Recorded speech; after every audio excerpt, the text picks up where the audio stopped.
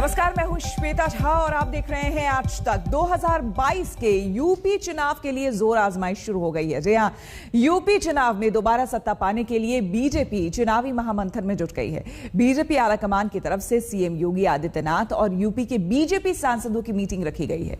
इस मीटिंग में यूपी में चुनाव कैसे जीतना है, पब्लिक का मूड क्या है, कैसे विपक्ष को जवाब देना है, तमाम पॉइंट्स पर बातचीत हो रही है।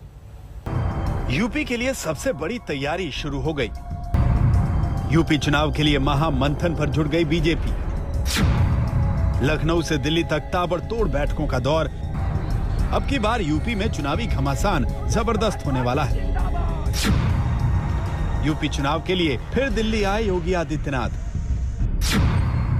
दिल्ली में सीएम योगी और यूपी के बीजेपी सांसदों की बैठक। यूपी विधानसभा चुनाव के लिए जोर लगा के हैशा। 2022 के यूपी चुनाव में इस बार जंग जबरदस्त है। ये बीजेपी भी समझ रही है, क्योंकि इस दफा बीजेपी को कई मोर्चों से चुनौती है। सबसे पहले मोर्चे पर किसान खड़े हैं और राकेश टिकैत बीजेपी और योगी सरकार को घेरने का मास्टर प्लान बता चुके हैं। इसको भी दिल्ली बनाएंगे, लखनऊ को भी। आज चारों तरफ तक घेर घार कर बटेंगे। वो टाइम भी आएगा जब इसको भी घेरेंगे। देश की राजधानियों को दिल्ली बनाना पड़ेगा। जो स्टेट की राजधानियां हैं, धीरे धीरे ऐसे प्रोटेस्ट वहां पे भी करने पड़ेंगे। वे आज हो 2 साल में कभी भी हो तो बात तो करनी पड़े। ट्रेन नहीं चल रही, ट्रेन रोक रखी, नहीं तो भीड़ तो यहाँ की भी बहुत उधर जाती। अभी भी जा रहे हैं, बहुत लोग जा रहे हैं। 8 सितंबर से मुजफ्फरनगर में बड़ी पंचायत होगी और उसके बाद में पूरे जिले वाइज, मंडल वाइज, गांव वाइज जो पॉलिसी है उसके बारे में बातचीत करेंगे। जनता खुश होगी, इनको वोट दे देगी। नाराज होगी, नहीं देने की, हमें क्या पता कौन किसको वोट देगा। योगी जी फ्री घूम रहे हैं, अभी 1 रुपया नहीं बढ़ाया। लपेटे में तो अभी के जाओगे। ये इनसे दोनों से कमजोर है क्या योगी जी? दूसरे मोर्चे पर विपक्ष खड़ा है, क्योंकि अखिलेश यादव, शरद पवार की पार्टी एनसीपी और राष्ट्रीय लोक दल से गठबंधन करीब करीब पक्का हो चुका है। तीसरे मोर्चे पर कांग्रेस को यूपी में मजबूत करने के लिए प्रियंका गांधी भी खास रणनीति बना रही हैं। इतना ही नहीं, एक मोर्चे पर छोटे दल भी हैं, जिसमें ओवैसी की party AIMIM, Suhel Dev Bharatiya Samaj party के अध्यक्ष ओपी राजभर से गठबंधन का ऐलान कर चुके हैं। ओवैसी इसे A to Z गठबंधन का नाम दे रहे हैं। ऐसे में चुनौती बीजेपी के लिए है, यूपी के सीएम योगी आदित्यनाथ के लिए है। अब यूपी की 403 विधानसभा सीटों के लिए बीजेपी को खास रणनीति बनानी पड़ रही है और इसीलिए योगी आदित्यनाथ के साथ साथ यूपी के बीजेपी सांसदों की भी 2 दिन की मीटिंग फिक्स हुई। मीटिंग के पहले दिन पश्चिमी यूपी और कानपुर क्षेत्र के सांसदों को बुलाया गया। इस मीटिंग में लोकसभा और राज्यसभा दोनों ही सदनों के एमपी शामिल हुए, जबकि गुरुवार यानी 29 जुलाई को काशी, अवध और गोरखपुर क्षेत्र के सांसदों की बैठक बुलाई गई। इस मीटिंग में योगी आदित्यनाथ के अलावा यूपी बीजेपी के अध्यक्ष स्वतंत्र देव सिंह, संगठन मंत्री सुनील बंसल, पार्टी के उपाध्यक्ष और यूपी प्रभारी राधा मोहन सिंह की मौजूदगी है। यूपी विधानसभा चुनाव को लेकर बीजेपी ने कमर कस ली है और इसीलिए बीजेपी में अब बैठकों का दौर जारी है। बीजेपी केंद्रीय नेतृत्व चाहता है कि संगठन को जमीनी स्तर पर यूपी में और ज्यादा मजबूत किया जाए और साथ ही साथ सांसदों विधायकों की नाराजगी को भी जल्द से जल्द दूर किया जाए, जिससे पार्टी एक सुर में एक साथ नजर आए, क्योंकि छोटी सी कमी भी पार्टी को बड़ा नुकसान चुनाव में पहुंचा सकती है। यूपी के मास्टर प्लान के लिए योगी दिल्ली आए तो अखिलेश यादव ने फौरन बीजेपी सांसदों की इस बैठक को लेकर तंज मार दिया। बीजेपी आज अपने उत्तर प्रदेश के सांसदों से यूपी की दुर्दशा और दुर्गति का हाल दिल्ली बुलाकर पूछ रही है। इससे पता चलता है कि दिल्ली और लखनऊ में कितनी दूरी है। बीजेपी चाहे कितनी भी बैठकें कर ले, पर अब जनता इन्हें उठाकर और हटाकर ही दम लेगी। आकलन बाद में और तारीफ पहले। वाह रे वाह।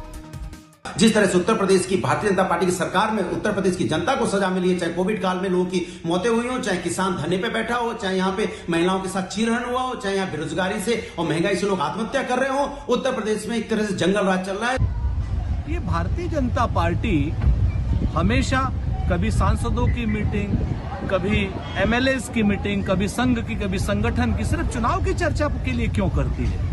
क्या कभी इन्होंने कोरोना काल की विफलताओं के लिए की? क्या बेरोजगारी की समस्या के लिए उन्होंने कभी कोई मीटिंग की? हम आपको बता दें कि इस वक्त संसद का मॉनसून सत्र चल रहा है। सांसदों की सुविधा के लिए दिल्ली में ही बैठक बुला ली गई है। एक एक कर सभी सांसद अपनी राय रख रहे हैं। यूपी चुनाव में क्या करना चाहिए, सब अपने अपने इलाकों की रिपोर्ट कार्ड पेश कर रहे हैं। ये भी बताया जा रहा है कि यूपी में आखिर पब्लिक का मूड क्या है। आपको याद दिला दें कि प्रधानमंत्री मोदी पहले ही वाराणसी दौरे पर योगी सरकार की मन भरकर तारीफ कर चुके हैं।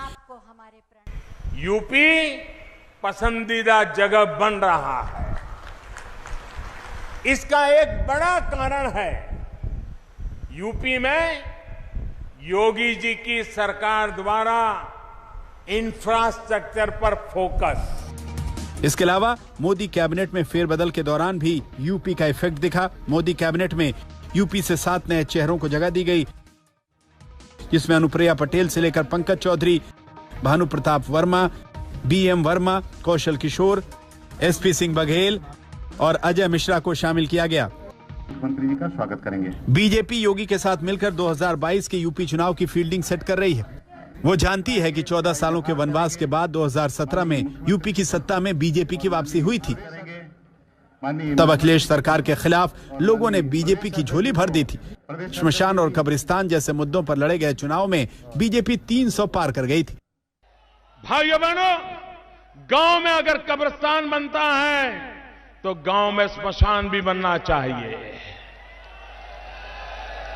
अगर रमजान में बिजली मिलती है तो दिवाली में भी बिजली मिलनी चाहिए। अगर होली पे बिजली मिलती है तो ईद पर भी बिजली मिलनी चाहिए। भेदभाव नहीं होना चाहिए। इस बार मामला सत्ता में बने रहने का है। विपक्ष कोरोना की दूसरी लहर में लोगों की परेशानी को मुद्दा बनाने में जुटा है, लेकिन बीजेपी ऐसा माहौल बनाने की कोशिश में है कि बड़ी आबादी के बावजूद कोरोना पर कंट्रोल करने में राज्य सरकार कामयाब रही। खुद सीएम योगी आदित्यनाथ ने प्रदेश भर का दौरा किया। धर्मांतरण और जनसंख्या नियंत्रण कानून को लेकर राजनीतिक माहौल गर्म होने लगा है, जबकि विपक्ष किसान आंदोलन और बेरोजगारी के बहाने योगी सरकार को घेरने की तैयारी में है। लखनऊ से कुमार अभिषेक के साथ हिमांशु मिश्रा, दिल्ली आज तक। 2024 अभी दूर है, लेकिन दिल्ली में ममता बनर्जी की मौजूदगी से विपक्ष पास नजर आ रहा है। दिल्ली में ममता बनर्जी बड़े बड़े नेताओं से मिल रही हैं। वहीं राहुल गांधी के साथ कथित जासूसी कांड पर पूरा विपक्ष एक साथ खड़ा दिखा। ममता की मुलाकात और विपक्ष की जुबान पर राहुल की बात के सियासी मायने क्या हैं, सबसे पहले आपको ये बताते हैं। बीजेपी को हराने के लिए सबको एक होना जरूरी है। ওই একটা পায়ে আমি যা বলে রাখছি, ওই একটা পায়ে দেখবেন বাংলা জয় করবো, আর দুটো পায়ে তো দিল্লি জয় আগামী দিন করতে পারবো। उत्तर पूर्वी क्षेत्र विकास मंत्रालय से রাজ্যে রাজ্যে খেলা হবে, এমপি বুথে খেলা হবে, সমস্ত জায়গায় খেলা হবে। आज इन 3 तस्वीरों के विश्लेषण करने का दिन है। दिल्ली में ममता बनर्जी की सोनिया गांधी और अरविंद केजरीवाल के साथ मुलाकात हुई। संसद में विपक्ष ने जोरदार हंगामा किया और राहुल गांधी की अगुवाई में केंद्र सरकार के खिलाफ विपक्ष का ऐलान जंग। इन 3 तस्वीरों में एक बात कॉमन है, एक बात आपके लिए समझना जरूरी है। मोदी सरकार के खिलाफ विपक्ष फुल एक्शन मोड में है, एकजुट नजर आ रहा है और 2024 की तैयारी शुरू हो गई है। पूरी तस्वीर को समझाने के लिए आपको सियासी घटनाक्रम की कुछ झांकी दिखाते हैं। झांकी नंबर 1, संसद में खेला होवे के नारे। आपकी अनुमति से मैं आज की सिफारिश संशोधित कार्य संचालन सूची के क्रमांक 11 पर अपने नाम के सामने उल्लिखित विषय। झांकी नंबर 2, संसद में पर्चाफाड़ प्रदर्शन। विपक्ष क्या चाहती है? केवल कागज फाड़ के स्पीकर के ऊपर फेंकना, कागज फाड़ के मंत्रियों के ऊपर फेंकना, मंत्री के हाथ से स्टेटमेंट छीन के उसको फाड़ देना। क्या ये चर्चा करने के लिए तैयार नहीं है? झांकी नंबर 3, बंगाल मॉडल के साथ ममता तैयार। सोनिया जी invited me for a cup of tea. Rahul ji is also there. So we met. We discuss the political situation in general, and also we discuss about Pegasus to COVID situation, and also we discuss about the unity of the opposition. So all we discussed, it was a very good meeting, positive meeting. I think the positive result must come out. in the next future. झांकी number 4, सरकार और विपक्ष में are पार। ये जो हथियार है ये हिंदुस्तान के खिलाफ यूज किया गया है। इस हथियार को आतंकवादियों के खिलाफ प्रयोग करना चाहिए, देशद्रोहियों के खिलाफ प्रयोग करना चाहिए। हम नरेंद्र मोदी जी से, अमित शाह से ये पूछ रहे हैं कि आपने इस हथियार का प्रयोग हिंदुस्तान के लोकतांत्रिक इंस्टीट्यूशंस के खिलाफ क्यों किया? एक नॉन एग्जिस्टेंट इशू को इशू बना करके किस प्रकार वो हथियार के रूप में काम करे ताकि ये लोग पार्लियामेंट से नदारत रहे, ताकि असली मुद्दों पर चर्चा ना हो, ताकि पार्लियामेंट स्टॉल हो जाए, यही इनका हथियार है। आज भी इस मंच से मैं कहना चाहूंगा, राहुल जी, आपके फोन में हथियार है तो तुरंत फोन को जाके पार्लियामेंट के थाना में आप सरेंडर करिए, हथियार निकलवाइए। हथियार रख के फोन में मत चलिए, ये अच्छी बात नहीं है। आपने सियासी हलचल का ट्रेलर देखा, अब हम आपको इन तस्वीरों के पीछे के सियासी एंगल के बारे में बताते हैं। दिल्ली में ममता बनर्जी के 5 दिवसीय दौरे और राहुल गांधी के एक्शन और एग्रेशन का मतलब समझिए। ममता बनर्जी 2024 में मोदी के खिलाफ विपक्ष को एक मंच पर या कहें एक प्लेटफॉर्म पर लाने के मिशन पर है, यानी ममता फ्यूचर प्लानिंग का होमवर्क कर रही हैं। वहीं राहुल गांधी ताजा राजनीतिक हालात को लेकर मोदी सरकार को संसद में घेरने के लिए विपक्ष को एकजुट कर रहे हैं।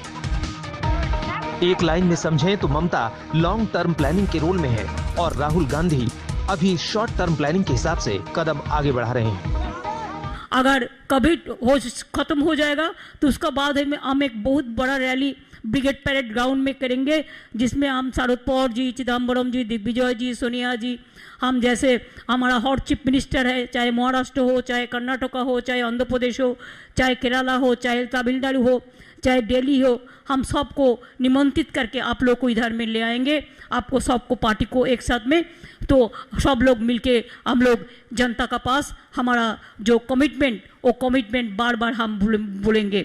आज 3 साल अभी बाकी है, लेकिन 3 साल का बहुत कम, 2.5 साल बाकी है। इतना ज़्यादा जल्दी करने से भी नहीं होगा। इलेक्शन का टाइम पे अगर हम जोट बांधे तब भी कुछ नहीं होगा। अभी दिन है जो एक एक दिन बहुत इम्पोर्टेंट होता है, इसके लिए आइए हम जोट बांधे, हम गठबंधन तैयार करें और आगे बढ़े और इंडिया को पथ दिखाए, रोशनी दिखाओ। इंडिया को रोशनी दिखाना आज जरूरी है अगर जनता को अब सेफ रहने चाहते हैं तो। हमारा सिर्फ एक सवाल है, क्या हिंदुस्तान की सरकार ने पेगासस को खरीदा, हाँ या ना? क्या हिंदुस्तान की सरकार ने अपने लोगों पर पेगासस हथियार का इस्तेमाल किया, हाँ या ना? हम सिर्फ ये जानना चाहते हैं। आज तक ब्यूरो।